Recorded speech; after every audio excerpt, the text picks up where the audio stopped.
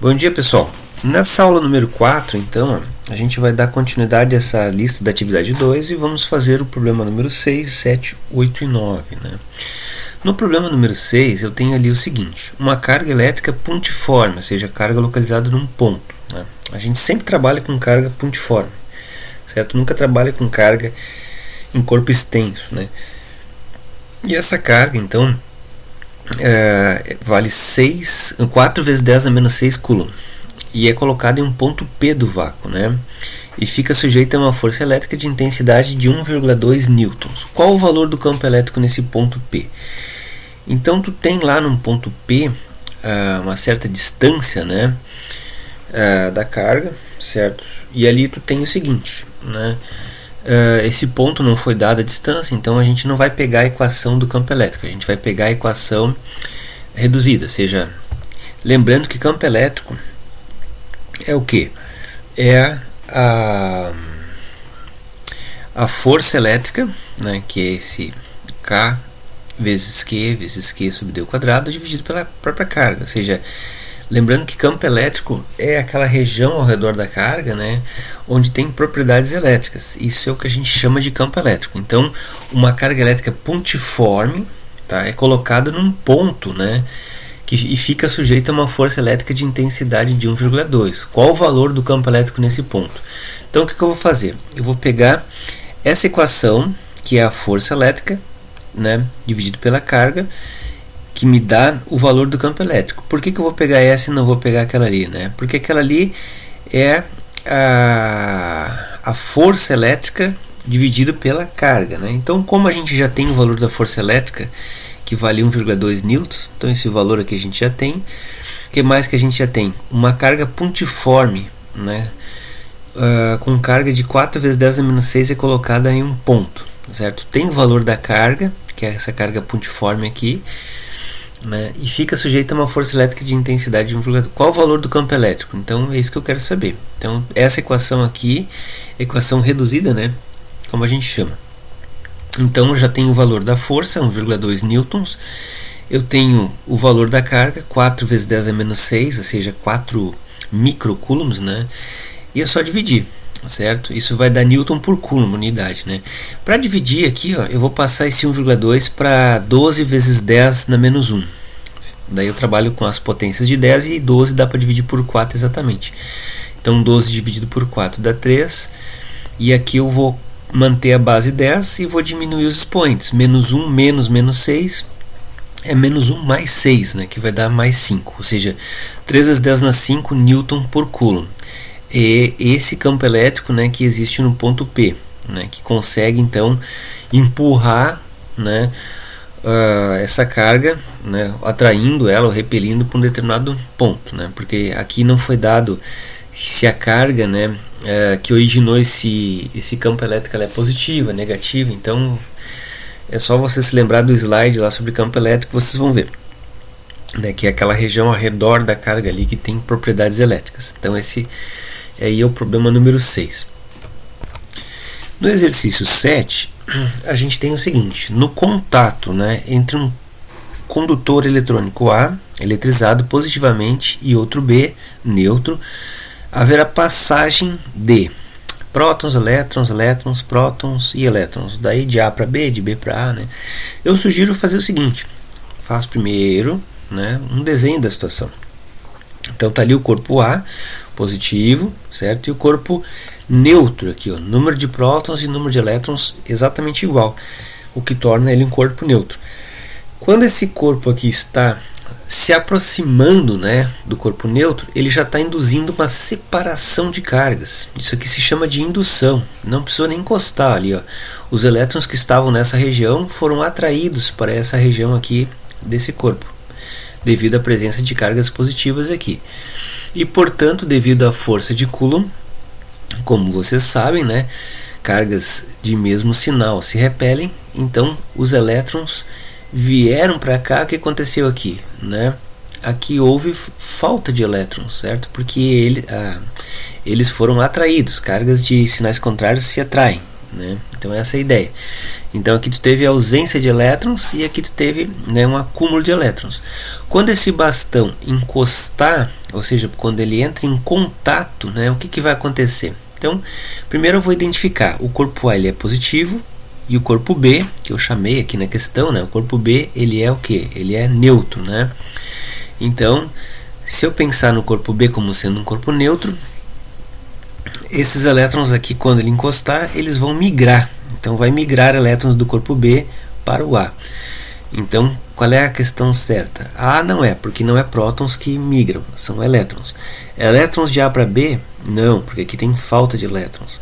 Elétrons de B para A? Sim, os elétrons que estão no corpo B vão migrar para o corpo A no contato, certo? Então a questão certa, a letra certa dessa questão 7 é a letra C, certo? Então tá aí. Bom, na questão 8, pessoal, é uma questão de vestibular, uma questão bem complicadinha de fazer. Parece ser simples, mas não é. Bom, é o seguinte: para praticar seus conhecimentos de eletricidade, um estudante dispõe de duas esferas metálicas, A e B.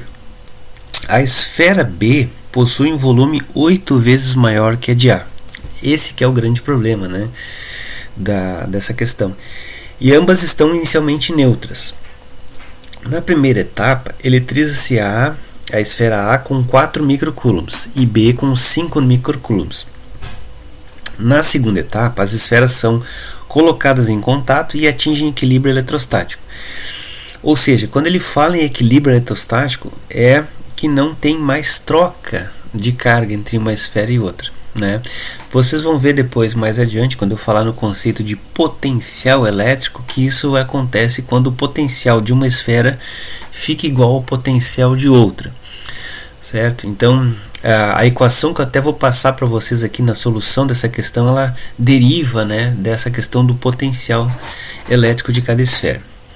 Bom, após a segunda etapa, as cargas elétricas das esferas serão respectivamente. Então ele quer saber o seguinte: as esferas estavam neutras e elas foram carregadas, 4 micro e 5 microcoulombs.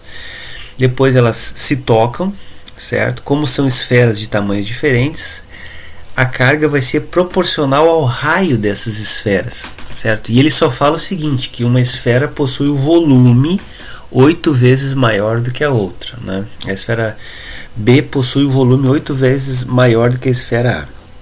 Então, inicialmente, eu vou fazer o seguinte: para resolver essa questão, eu vou falar nessa equação, que é a equação do volume de uma esfera, né, que é 4/3 de π vezes raio ao cubo, ou R ao cubo, né? Então, nessa equação aqui, dá para a gente sacar uma coisa, que quando eu pego uma esfera aqui, ó, né, ali fala que o volume é 8 vezes maior.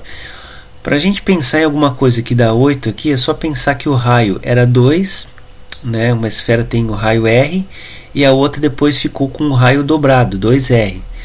Quando o raio passa de 1 para 2, o volume, como é 2 aqui elevado ao cubo, ele fica 8 vezes maior, né? Então, apenas dobrando o raio. Então é isso que eu quero que vocês observem. Isso aqui, que nem eu falei para vocês, é uma questão de vestibular, né? Para o pessoal que ganhou essa atividade aí, tinha que pesquisar, dar uma olhada, que não era uma questão assim de fazer, né, de olhos fechados, era uma questão bem complicadinha. Então, o volume de uma esfera, 4/3 de πr ao cubo, certo? Primeira coisa, se o raio for R, o volume vai ser V, que nem eu acabei de falar.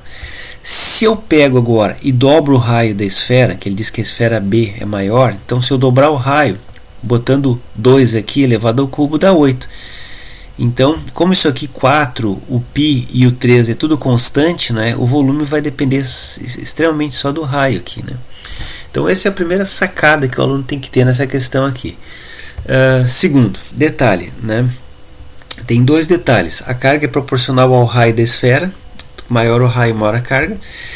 Ocorre uma conservação de carga. Então, o que a gente tem aqui? 4 micro mais 5 micro, isso dá 9 micro. Se elas fossem do mesmo tamanho, esferas idênticas, era só pegar 9 micro e dividir por 2. Daria 4,5 microcoulombs para cada uma, né? Mas isso não vai acontecer. Por quê? Porque elas têm volumes diferentes, certo? Então essa é a primeira coisa. Bom, dando sequência à nossa ideia da questão, o que eu tenho? Eu tenho essa equação, que deriva lá do potencial, que vocês não viram ainda, né? Mas quem procurou isso num livro e tal, ou até mesmo na internet, vai ver que essa equação aqui diz o seguinte: tu tem uma relação entre carga e raio. Aqui, ó, Q1 sobre R1 vai ser proporcional a Q2 sobre R2, certo? Isso é o primeiro detalhe que eu coloquei aqui, certo? O segundo detalhe tem a ver com a conservação de carga. Então, inicialmente tu tinha carga 1 mais carga 2, e depois no final tu vai ter carga final Q1 mais Q2. Se eu pegar essas duas equações aqui, ó, né, isolar aqui, ó, vamos isolar aqui o Q1, vai ficar Q menos Q2, né, e substituir aqui, ó, eu vou ter uma equação onde eu consigo isolar o Q2 ou isolar o R2, né, isolar o Q2 em geral, né, a gente faz. E aí eu tenho a carga de Q2 em função da carga total, né, e da carga Q1. Certo? A mesma coisa, se eu pegar aqui, ó, isolar o Q2, botar esse Q1 para o outro lado, fica Q menos Q1, e substituir aqui, ó, Q menos Q1, eu consigo isolar a carga Q1 em função, né, do Q2. Então é isso que eu vou fazer, só que eu não vou demonstrar aqui para vocês, mas é isso que eu vou fazer. Somando as cargas, 4 mais 5, 9 microcoulombs. Está aqui o modelo da questão, uma esfera menor e a outra esfera maior, né? E aqui, ó, as carguinhas 4 micro e 5 micro.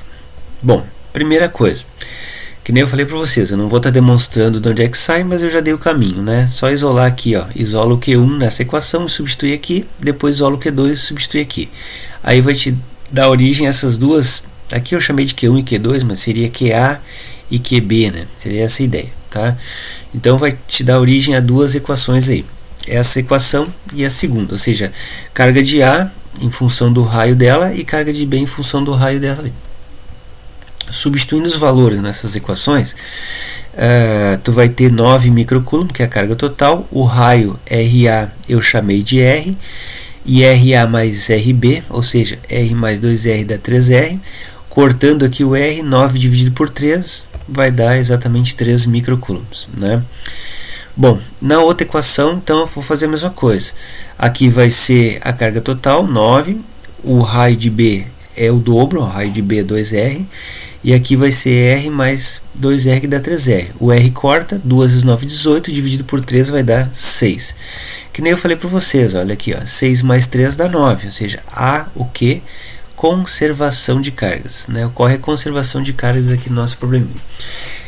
Bom, esse talvez seja o problema mais difícil dessa lista, né? Embora talvez alguns pensassem, não, é só dividir. Não é só dividir porque as esferas não são do mesmo tamanho, tá, pessoal? Bom, certo, pessoal? Então finalizamos aí a correção da lista, né? Atividade número 2 aí, com exercícios feitos aí para vocês poderem colocar em ordem aqueles exercícios que vocês fizeram e me entregaram. Um abração, a gente se fala na aula número 5.